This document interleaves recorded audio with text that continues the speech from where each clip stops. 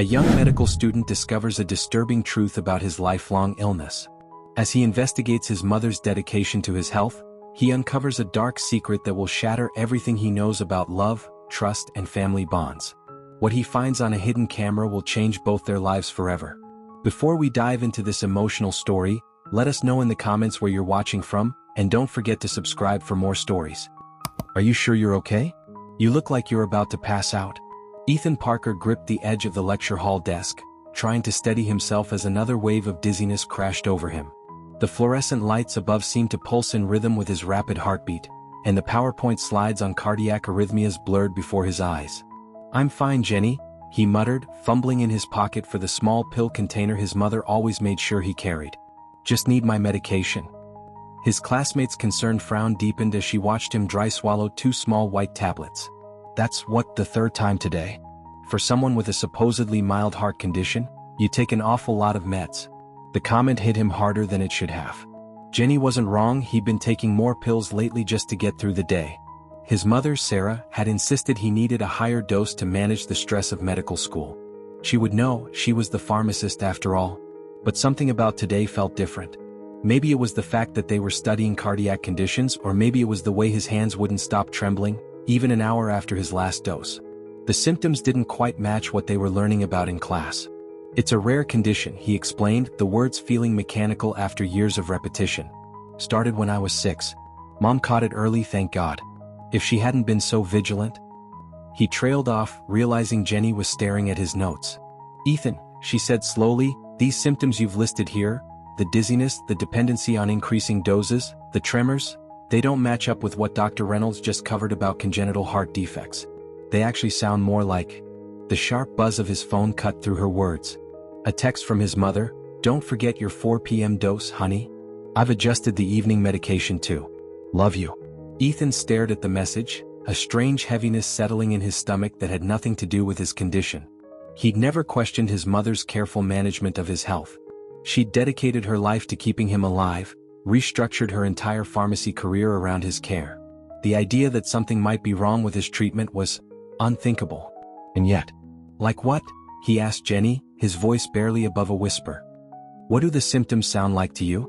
She hesitated, clearly weighing her words. "Well, in our pharmacology class last semester, we studied cases of medication-induced symptoms. Sometimes the treatment can actually..." "Mr. Parker?" Dr. Reynolds' voice boomed across the lecture hall. "Since you seem to be having such an engaging discussion, perhaps you'd like to explain to the class the key differences between physiological and pathological heart rhythms?"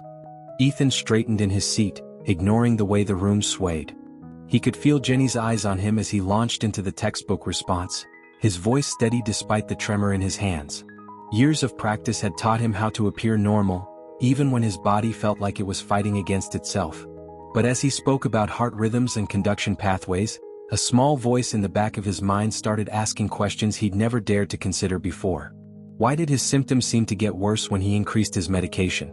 Why had no other doctor ever confirmed his mother's diagnosis? And why, after 15 years of treatment, did he feel sicker than ever? The rest of the lecture passed in a blur. When class ended, Ethan packed his books with shaking hands, purposely slow to avoid another dizzy spell. Jenny lingered beside him, concern evident in her expression. "Hey," she said softly, "I know this might sound crazy, but have you ever considered getting a second opinion? Maybe from someone who isn't so close to the situation?" Ethan's phone buzzed again.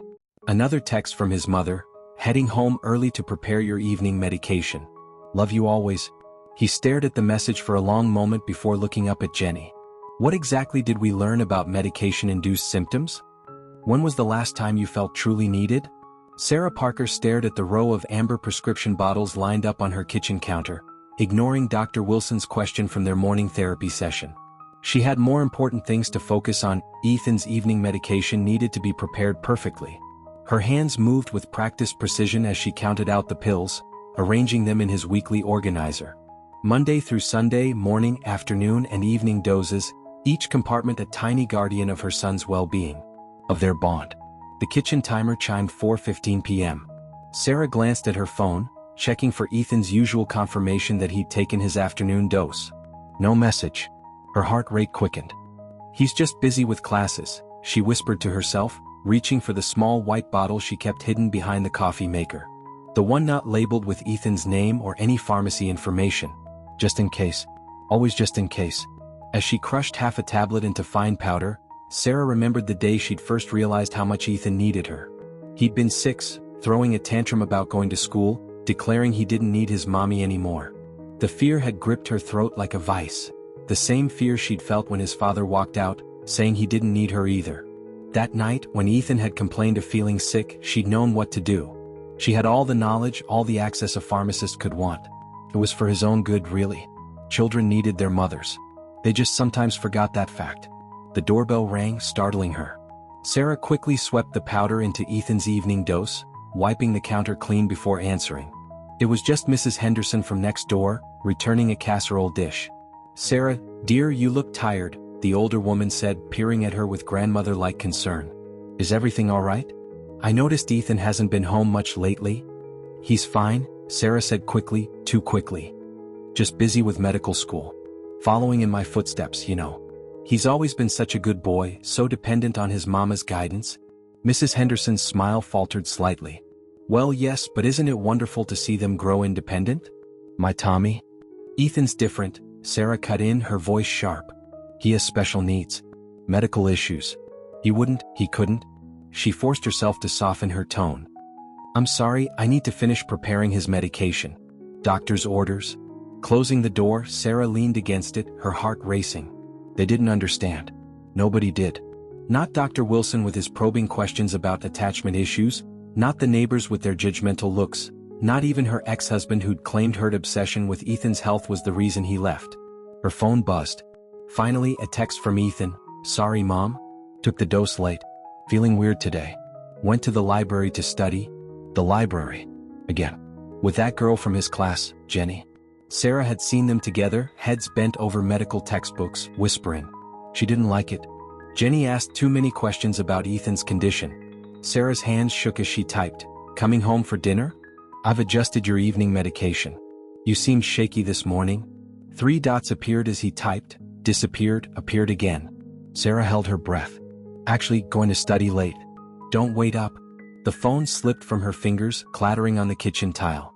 This wasn't right. This wasn't how things were supposed to be. Ethan always came home for his evening medication. Always needed her to check his pulse, monitor his symptoms, remind him how sick he'd be without her care. Sarah rushed to the cabinet, pulling out her emergency supplies. She'd have to increase the dosage again. Just until this phase passed. Just until he remembered how much he needed her. It wasn't wrong if it was done out of love, was it? Dr. Wilson's voice echoed in her mind. "Sarah, we've talked about your fear of abandonment. About finding healthier ways to maintain connections." She pushed the voice away, focusing on the familiar ritual of crushing pills, measuring powder, ensuring her son's dependency. Her protection. Her love. "A mother knows best," she whispered, adding an extra dose to tomorrow's pills. A mother always knows best. In the growing darkness of her kitchen, Sarah didn't notice Mrs. Henderson watching through the window, phone in hand, concern etched deep in her weathered face. The medical library was nearly empty at 11 p.m., its silence broken only by the soft hum of fluorescent lights and the rapid clicking of Ethan's keyboard.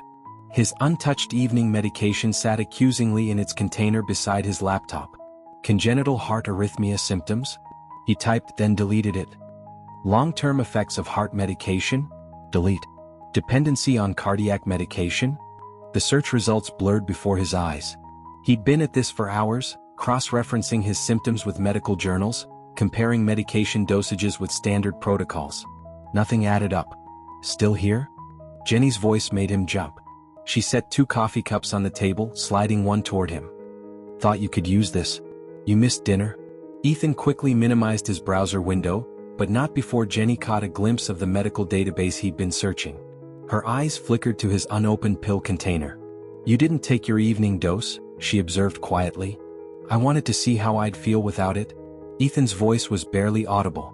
The tremor stopped after about 2 hours. "But then the anxiety kicked in? Or maybe that's just because I'm terrified of what might happen if I don't take them." Jenny pulled up a chair, her face serious. "Show me what you found." Ethan hesitated, then maximized his browser window. "Look at this. The standard treatment protocol for my supposed condition calls for decreasing medication over time. But Mom keeps increasing my dosage. And these symptoms? He pulled out a journal where he'd been tracking his reactions. The dizziness, the dependency, the way my heart races when I miss a dose. They're all listed as potential side effects of long-term over-medication. Have you talked to Dr. Reynolds? Jenny asked. He's the leading cardiologist in the state. I have an appointment tomorrow. I told Mom it was for a study group. The lie had felt like acid in his mouth, but he'd managed to keep his voice steady on the phone. I need to know, Jenny. Even if I'm wrong, even if I'm being paranoid. You're not paranoid. Jenny's voice was firm. The way your hands shake, how you get worse after taking the meds instead of better. Something's not right. And Ethan? She paused, choosing her words carefully. I've seen how your mom looks at you when she picks you up from class. It's not normal concern. Ethan's throat tightened. He remembered the night before, how his mother had stood in his doorway watching him sleep. He'd pretended not to notice, keeping his breathing even as his mind raced. Had she always done that? How many other things had he accepted as normal that weren't? I found something else, he said, pulling up another database. Mom's research paper from 15 years ago. It's about rare cardiac conditions in children, published right around the time I first got sick. Look at the case study she cites. Jenny leaned in, reading aloud. Subject EP age 6, presented with symptoms following a period of family stress. That's you, isn't it?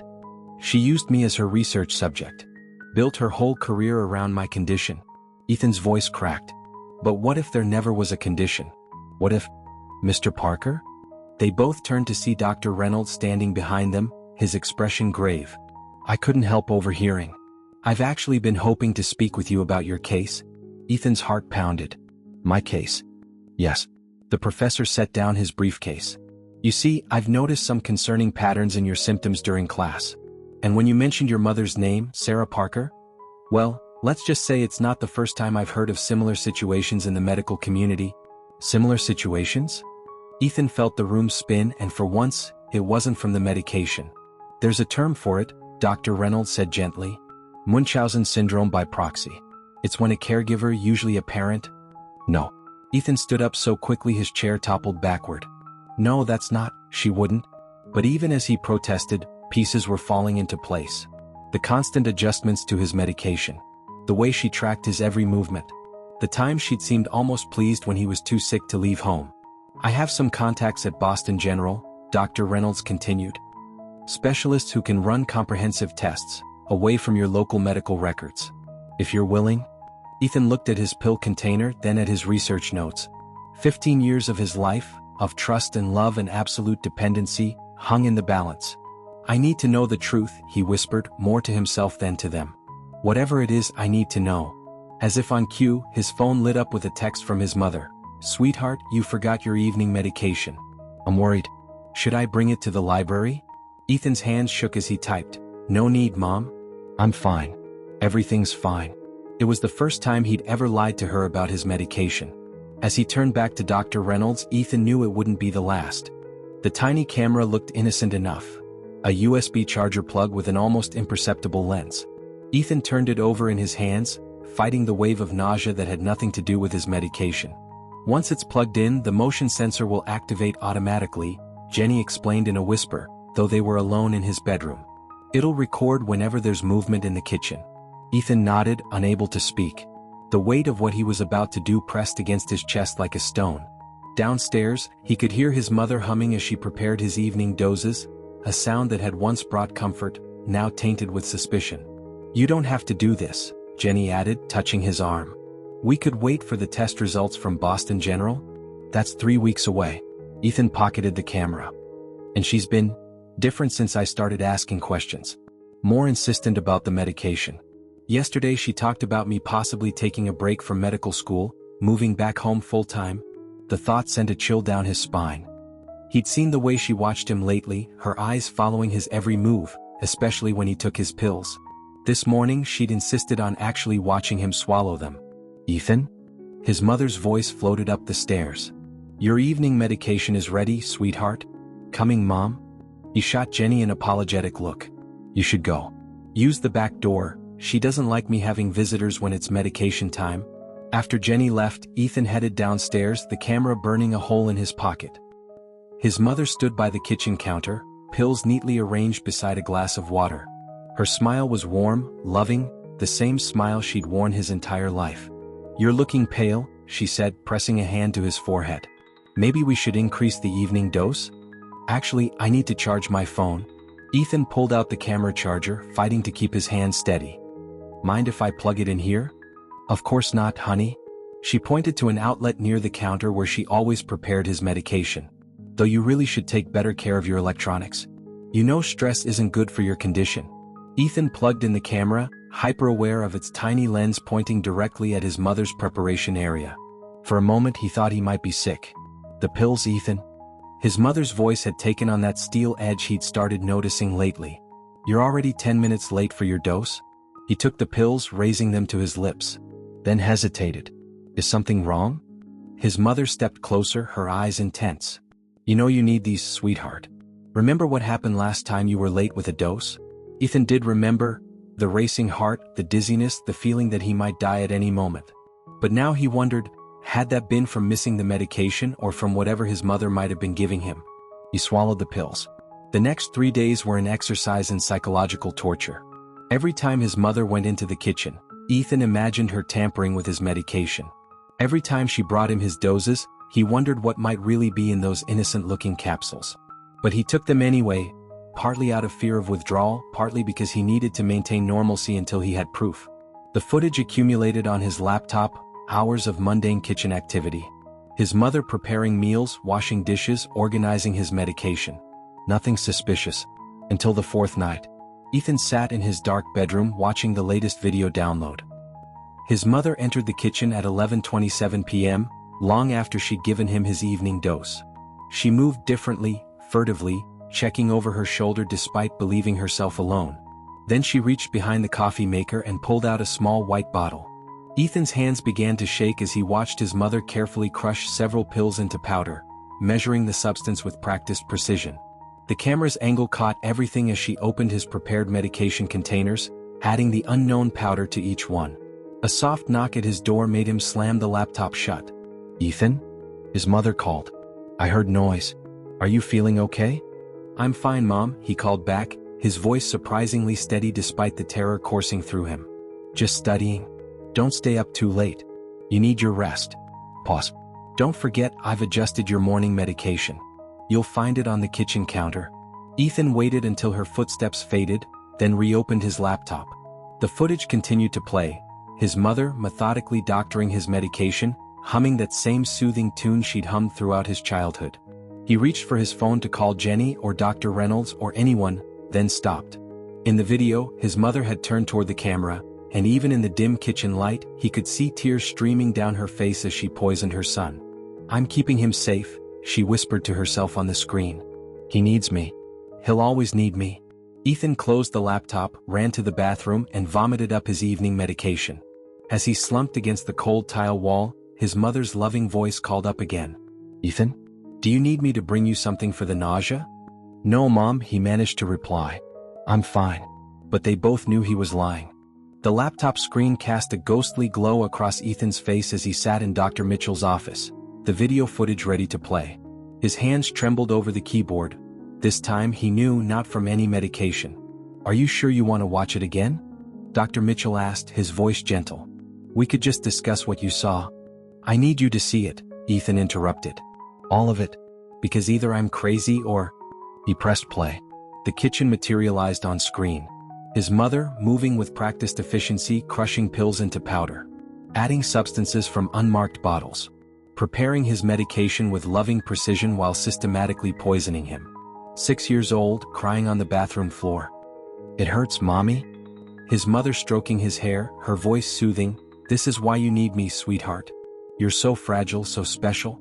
Ethan fast-forwarded through hours of footage, his mother's routine unchanging. Measure, crush, mix. Always precise, always careful. Always humming that same lullaby. 12 years old, too weak to attend summer camp. "But all my friends are going." His mother's face, concerned but firm. "You know you can't, honey. You're not like other children. You need special care. You need me." "Stop the video," Dr. Mitchell said sharply. "Look at what she's adding there, that white powder. The way she's measuring it. 16 years old, his first girlfriend breaking up with him because he was too dependent on his mother. "She doesn't understand your condition," his mother had said, holding him close. "No one will ever take care of you like I do."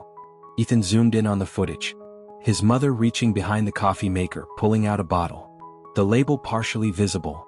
"Azepam? Benzodiazepines," Dr. Mitchell muttered, scribbling notes. "Mixed with what appears to be crushed opioids. A dangerous combination, especially in sustained doses. The dependency effects alone? 18 years old, accepting his college admission. Medical school? But it's so far away." His mother's eyes filling with tears. "What if something happens? What if you need me?" He'd chosen a local university instead. "There's more," Ethan said, his voice hollow. He switched to another video file. "This is from 2 nights ago." The footage showed his mother in the kitchen at midnight, phone to her ear. "Yes, I understand the risks, but I need a stronger prescription. No, it's not for a patient, it's for my son. He's getting worse, much worse. If I could just increase the dosage." Last week, feeling dizzy in class. His mother appearing somehow as if summoned by his weakness. "See, you need to come home, sweetheart. You're not well enough for all this." Dr. Mitchell paused the video. "Ethan, I need to be very clear about what we're seeing here. Your mother has been poisoning me." The words felt like glass in his throat. "My whole life. Every time I tried to become independent, every time I started pulling away." His voice broke. "She made me sick so she could make me better. So I would need her." The doctor leaned forward. "What you're describing is a severe case of Munchausen syndrome by proxy. Your mother has been deliberately making you ill to maintain control. The symptoms, the dependency, it was all manufactured." 21 years old, just last month, his mother's voice thick with worry. "I had a nightmare about losing you. Promise me you'll never leave, sweetheart. Promise you'll always need me." Ethan closed the laptop, unable to watch anymore. Years of memories cascaded through his mind, each one transforming from love to manipulation before his eyes. Every illness, every emergency, every time she'd saved him, all orchestrated. All lies. "I can't go home," he whispered. "But I can't just, she's my mother. She needs help." "You need help first," Dr. Mitchell said firmly. "We need to begin detox immediately. The withdrawal from these medications could be dangerous without proper medical supervision. I've already contacted Boston General." Ethan's phone buzzed. A text from his mother. "You didn't take your morning medication, sweetheart. I'm worried sick. Coming to campus to find you." Childhood, adolescence, adulthood, all the moments she'd been there, watching, waiting, ensuring his dependency. All the love twisted into control, care corrupted into poison. "Call security," Ethan said, his voice stronger now. "Tell them not to let her into the medical building. Then call the police." He looked down at his shaking hands, seeing them clearly for the first time. "I need to stop taking the medication. All of it. Today. This won't be easy," Dr. Mitchell warned. "The physical withdrawal will be difficult, but the emotional withdrawal—" "I know." Ethan's phone buzzed again. And again. He turned it off. "But I can't let her poison me anymore. Even if she thinks it's love." Through the office window, he could see the campus security guards taking up positions. His mother would be arriving soon, armed with medication and worry and 15 years of carefully constructed control. But for the first time in his life, Ethan Parker was ready to be sick if it meant finally becoming well. "Try to hold still," the technician said as she positioned Ethan's arm under the fluoroscope. "This won't take long." Ethan watched his bones appear on the screen, stark white against shadowy tissue. 3 days into his medically supervised withdrawal, and every inch of his body ached with a pain that felt both foreign and familiar. Dr. Mitchell stood nearby, comparing the new images with Ethan's childhood x-rays, the ones his mother had always kept locked in her home office. It had taken a court order to obtain them. There, Dr. Mitchell pointed to a series of fine lines on the bone. Growth arrest lines. Consistent with periodic poisoning throughout childhood. Your body literally recorded the abuse in your bones? Ethan stared at the evidence etched into his skeleton. How many? At least 15 distinct periods of severe illness? Dr. Mitchell's voice was gentle but clinical. The spacing suggests episodes typically occurred when you were attempting greater independence. Starting school, making friends, typical childhood milestones? The technician moved the fluoroscope, revealing more markers of his mother's love written in calcium and time. The blood work is back, Dr. Mitchell continued, opening a thick file. Your current samples show dangerous levels of benzodiazepines, opioids, and several other substances. The combination explains your symptoms: dizziness, dependency, the racing heart when you miss doses. Your mother created a perfect storm of addiction and withdrawal. A nurse entered with another set of results. Dr. Mitchell reviewed them, his frown deepening. "What is it?" Ethan asked, though part of him didn't want to know. "We found traces of beta blockers in your hair sample analysis. They can mimic heart condition symptoms, especially in a child." "This goes back years, Ethan. The earliest samples we tested." "Show me everything," Ethan interrupted. "I need to understand what she did to me. All of it." The next hours passed in a blur of medical terminology and horrifying revelations.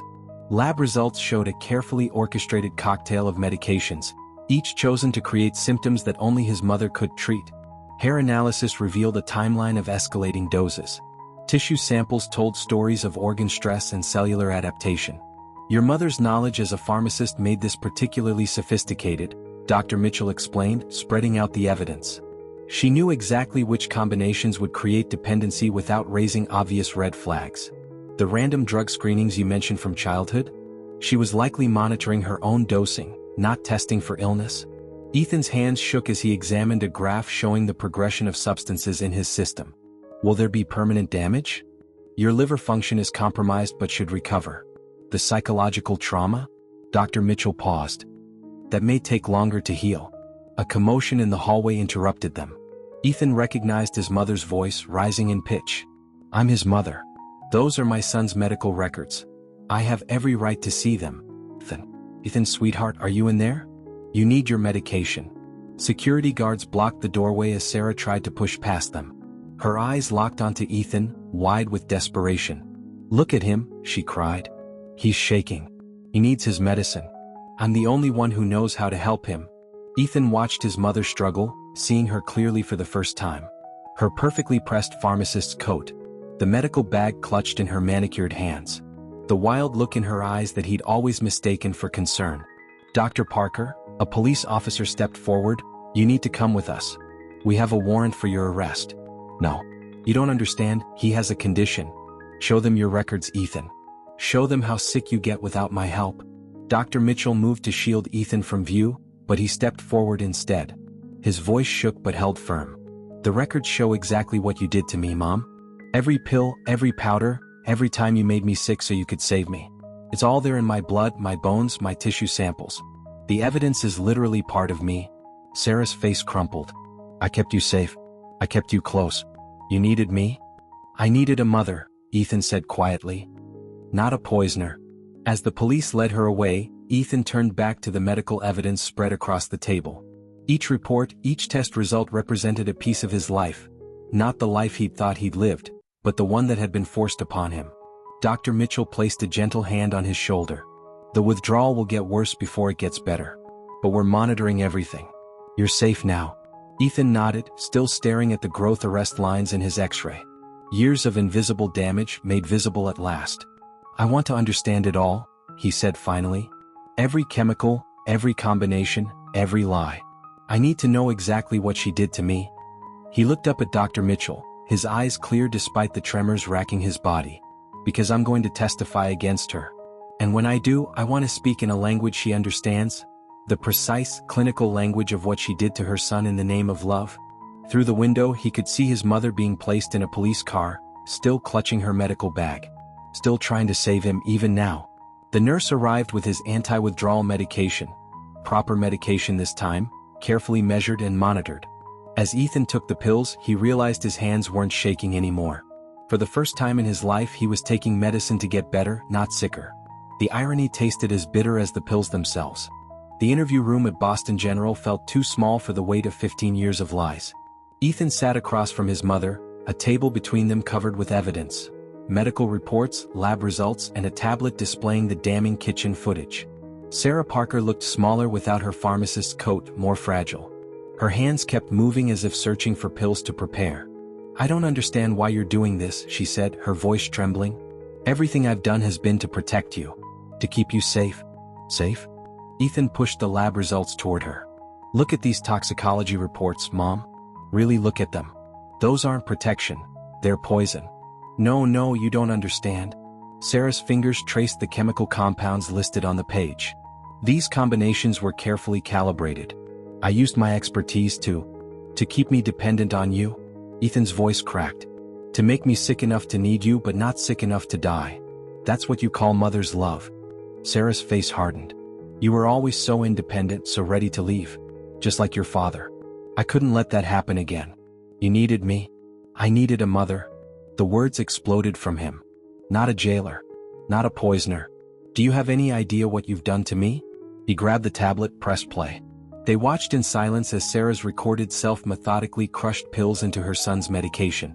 Turn it off, Sarah whispered. No. Watch it. Watch yourself destroying my life one dose at a time. On screen, Sarah hummed her familiar lullaby while measuring white powder.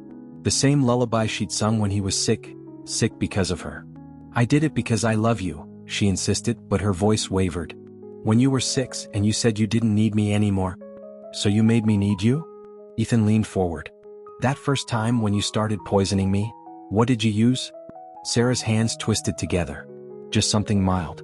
To make you a little dizzy, a little dependent. You were so frightened clinging to me. You needed me then. I was frightened because my mother was poisoning me. The force of his words made her flinch. And then you just kept going. Every time I made friends, every time I showed independence, you'd adjust my medication until I was too sick to leave you. You don't understand what it's like. Sarah stood suddenly, pacing the small room. To feel someone pulling away from you, to know they're going to leave. Your father left me and I saw it in your eyes too. That same independence, that same desire to escape. I couldn't lose you both. I couldn't. Her voice broke. For a moment, Ethan saw something crack in her carefully maintained facade. Do you know what it's like? She whispered. To love someone so much that the thought of losing them feels like dying? To know the only way to keep them is to poison them? Ethan finished quietly. To make them so sick, so dependent that they can't leave? Sarah sank back into her chair, tears streaming down her face. I kept careful records. I never gave you more than you could handle. I monitored everything, adjusted the doses perfectly. It was all controlled, all safe. Safe? Ethan pulled up his sleeve, showing the needle marks from recent blood tests. They found 15 different substances in my system, Mom. Benzos, opioids, beta blockers. You turned my body into a chemical warehouse. My bones show growth arrest lines from childhood poisonings. My organs are stressed. I'll need therapy for years to handle the withdrawal and psychological trauma. I can help with that, Sarah said quickly, reaching for him. I know your body, your reactions. I can adjust the withdrawal medication. Stop. Ethan jerked away from her touch. Just stop. Listen to yourself. Even now, you're trying to control my medication. To keep me dependent? Sarah's face crumpled. Because I love you. Because you're all I have. That's not love, Mom. That's possession. That's abuse. He stood, moving toward the door where he knew the police were waiting. Sarah's eyes widened with understanding. Ethan, please, she begged. We can work this out. I'll stop, I promise. Just don't, please don't. He paused, hand on the doorknob. You need help, Mom. Real help. Not the kind that comes from controlling others. If you do this, if you report me, you'll destroy everything. My career, my life, your mother. You destroyed those things yourself. Ethan's voice was gentle now, almost pitying. Every time you chose control over love. Every time you poisoned me instead of letting me grow. He opened the door. Police officers entered as Sarah began to sob, her carefully constructed world crumbling around her. I did it all for you, she cried as they led her away. Everything was for you? Ethan watched until she disappeared down the corridor, her sobs echoing off the sterile hospital walls. Then he turned to the detective waiting nearby. I want to press charges, he said quietly. All of them. And I want to testify. The detective nodded, pulling out a notebook. Tell me everything from the beginning. Ethan looked down at the evidence scattered across the table, the medical reports, the videos, the lab results. 15 years of systematic poisoning, all done in the name of love. It started, he began, when I was 6 years old and told my mother I didn't need her anymore. The courthouse corridor felt colder than any hospital room Ethan had ever been in. He adjusted his tie, a skill he'd only recently learned, now that his hands didn't shake constantly, and watched the parade of lawyers and experts filing into courtroom C. The prosecution's going to call you first, his attorney, Catherine Walsh, explained. Remember, just focus on the facts. The medical evidence is strong, but your testimony, Will determine whether my mother goes to prison or gets psychiatric help, Ethan finished. His voice was steady though his stomach churned. 2 months of detox and therapy had given him clarity but not peace. Inside the courtroom, Sarah sat at the defense table, looking small in her gray suit. She didn't turn around, but Ethan saw her shoulders tense as he entered. Her hands moved in familiar patterns, measuring, counting, mixing invisible medications. All rise. The State of Massachusetts versus Sarah Parker, the Honorable Judge Marcus Thompson presiding. Ethan's testimony began with his childhood. He described the steady progression of mysterious illnesses, the carefully measured medications, the growing dependency. His voice remained clinical, detached, until he reached the hidden camera footage. The video shows my mother adding unauthorized substances to my prescribed medication, he stated, pointing to the courtroom display. When confronted, she admitted to systematically poisoning me to maintain my dependency on her care. Objection. Sarah's lawyer stood. My client's alleged statements were made under duress. Overruled. Judge Thompson's gaze was sharp.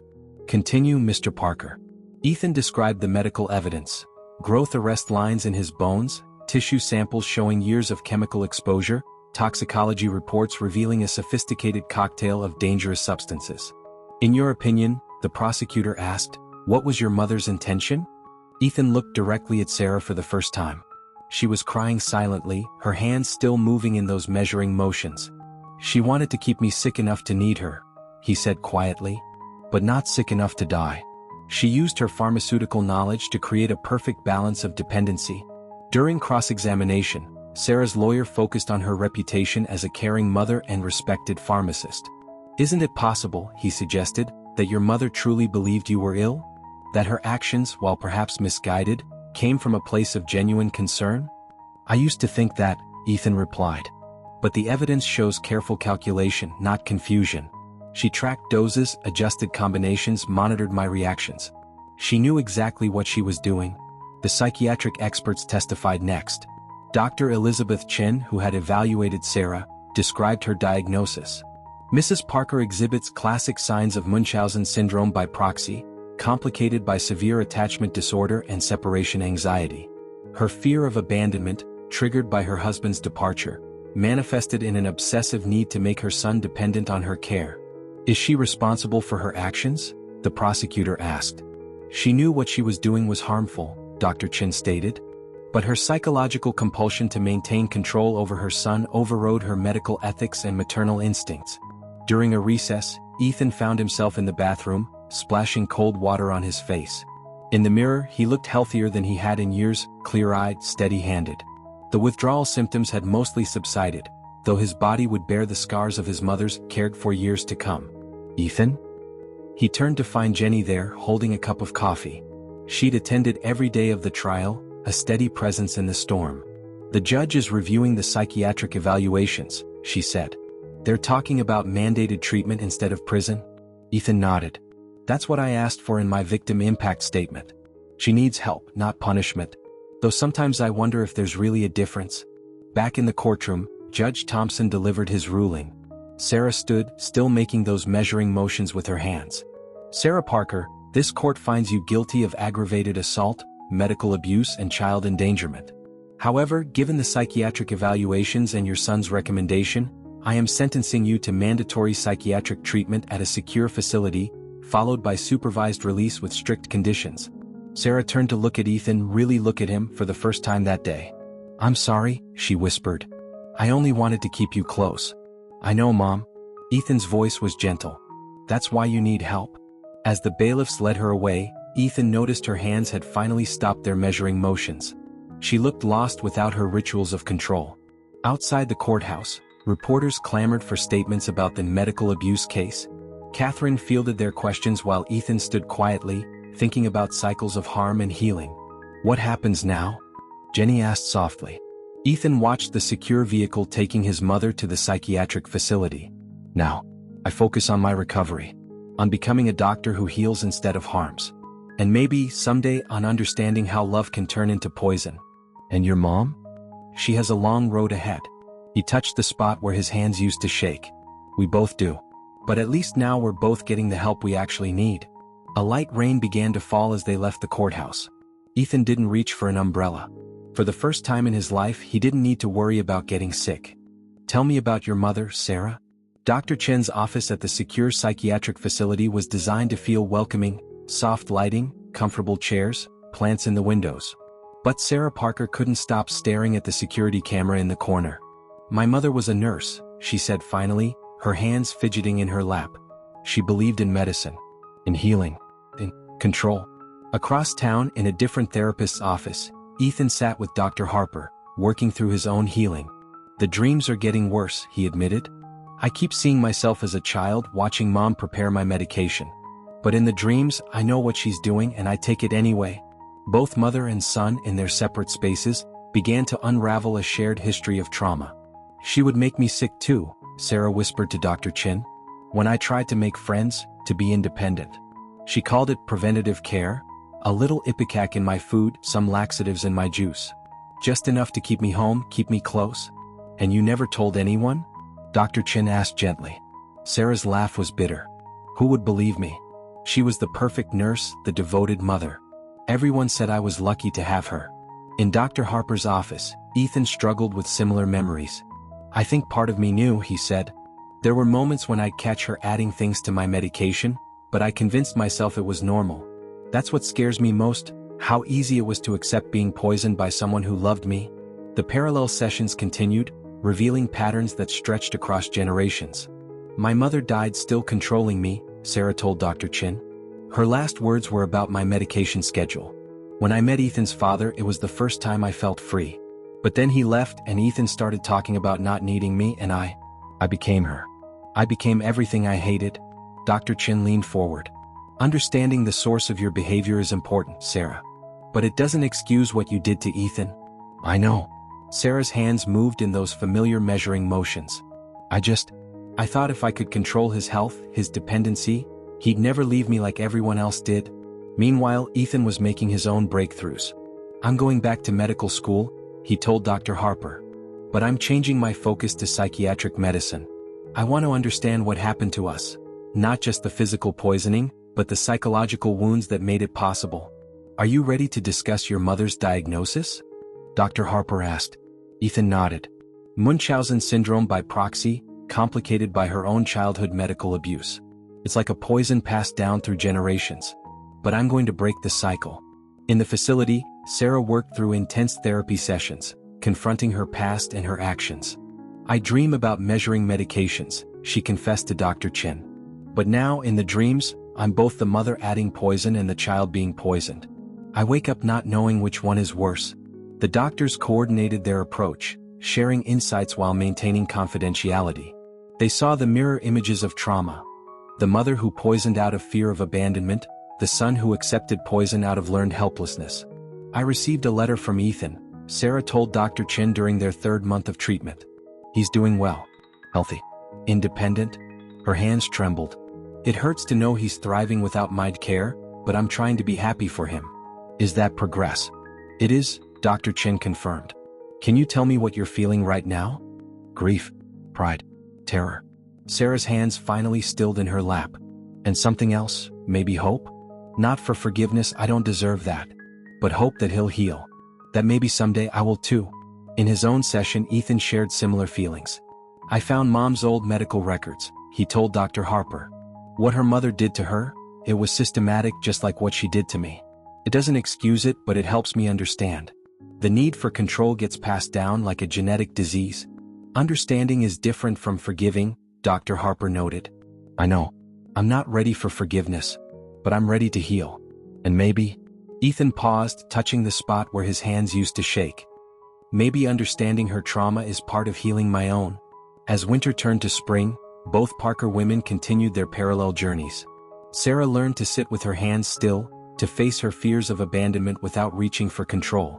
Ethan learned to trust his body again, to recognize genuine illness from manufactured dependency.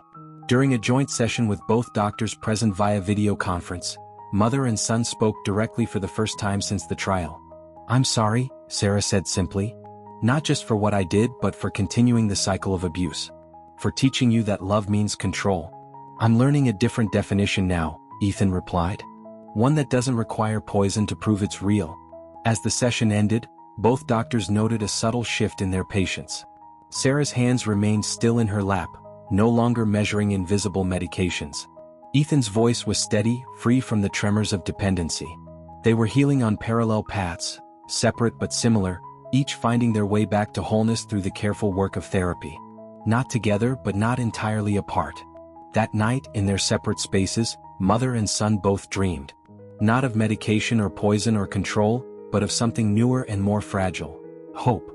The visiting room at Lakewood Psychiatric Center had the forced cheerfulness of a place trying too hard to seem normal. Ethan sat at a small table, Dr. Chin on one side, Dr. Harper on the other. His hands, steady now for almost a year, rested calmly on the surface. "Are you ready?" Dr. Harper asked. Ethan nodded. After 18 months of therapy, hundreds of medical school lectures, and countless hours of self-reflection, he was finally ready to see his mother again. Sarah entered with her therapist, Dr. Wilson. She looked different, older, softer somehow, without her pharmacist's precision. Her hands hung naturally at her sides, no longer mimicking the motions of measuring medications. "Hello, Ethan," she said quietly, taking her seat. "Hi, Mom." The silence that followed wasn't entirely uncomfortable. They'd both learned that some spaces needed to remain empty, that not every moment required filling with words or actions or carefully measured doses of control. "You look well," Sarah observed. "Healthy. I am." Ethan met her eyes. "For the first time in my life, I actually am." Sarah nodded, accepting the weight of his words. "Dr. Chin tells me you're back in medical school." "Psychiatric medicine?" "Yeah. I'm doing my residency at Boston General next year." He paused. "In the trauma unit?" "Breaking the cycle," Sarah murmured, more to herself than to him. Her hands twitched once, then stilled. "I'm proud of you. Not for needing me but for healing despite me." The doctors exchanged glances, noting the progress in that simple exchange. Both mother and son showing awareness, maintaining boundaries, acknowledging the past without being consumed by it. "I've been working on my own healing," Sarah continued. "Dr. Wilson has helped me understand patterns I never saw before. How control isn't love. How fear can poison more than just bodies. I know about Grandma," Ethan said gently. "About what she did to you." Sarah's hands trembled briefly. "I promised myself I'd never be like her.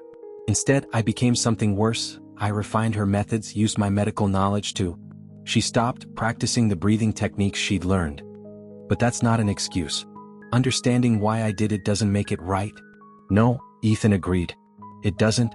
Another silence, this one heavier but still not crushing.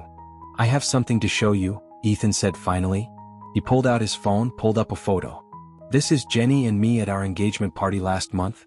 Sarah studied the image, her son, healthy and smiling, his arm around the woman who had helped him discover the truth. The woman who had helped save him from his mother's love. "You look happy," she said softly. "Truly happy." "I am." Ethan put the phone away. "We're getting married next spring. I'd like you to be there. If you're ready." "If we're both ready." Sarah's hands remained still in her lap. "With supervision?" "Yes." Ethan's voice was firm but not unkind. "That's non-negotiable. For both our sakes." "I understand." She did. Months of therapy had taught her the value of boundaries, the necessity of safeguards. "Thank you for even considering it." Dr. Chin leaned forward. "Sarah, how are you feeling about these boundaries?" "Scared," she admitted. "The old me would be desperate to prove I can be trusted, to regain control. But I'm learning that trust isn't something you force. It's something you earn slowly by respecting limits." Ethan nodded. "I'm scared too. But I'm not that helpless kid anymore, and you're not that desperate mother. We're both different people now. Better people, I hope," Sarah said. "Getting there." They talked for another hour, carefully navigating the new territory of their relationship. They discussed Sarah's progress in therapy, Ethan's medical studies, the small steps toward healing that each had taken. The conversation wasn't easy, but it was real. No manipulation, no hidden poisons, no desperate need for control. As the visit drew to a close, Sarah looked at her son with clear eyes. "I have something to tell you too. I've decided to use my experience, all of it, to help others. Dr. Wilson is helping me write a book about Munchausen syndrome by proxy, from the perpetrator's perspective. Maybe it can help prevent other mothers from poisoning their children's lives with toxic love." That's good, Mom." Ethan meant it. "Breaking the cycle isn't just about us anymore, is it?" "No." Sarah stood, respecting the time limit they'd set. It's about healing something bigger than ourselves. They didn't hug goodbye, they weren't ready for that yet. But as Sarah turned to leave, she paused. I'm learning to love you differently, she said. Not as an extension of myself that I need to control, but as a separate person I need to respect. It's harder, but it's real. I know, Ethan replied. I'm learning to love without fear, to trust without surrender. After she left, Ethan remained seated, processing the visit with his therapist. How do you feel? Dr. Harper asked. Ethan touched his steady hands, remembering years of tremors. Like we're both finally taking the right medicine. Not to stay sick, but to actually heal. Outside, spring sunlight filtered through the windows. Somewhere in the building, Sarah was probably telling Dr. Wilson about the visit, learning to sit with emotions she once would have tried to control. And here in this room, her son was doing the same. They were different people now, finding their way towards something new. Something that might look like love, given time and care and proper boundaries. Something that might finally heal instead of harm. This story raises complex questions about love, control, and the possibility of healing from deep psychological trauma. We'd love to hear your thoughts. How do you feel about Ethan's decision to seek a relationship with his mother despite everything she did? Was establishing strict boundaries while maintaining contact the right choice, or would you have chosen differently? If this story touched your heart or made you think differently about the complex relationship between love and control, please take a moment to like this video and subscribe to our channel. Remember, if this story resonated with your personal experience, there are resources and professional help available. You're not alone.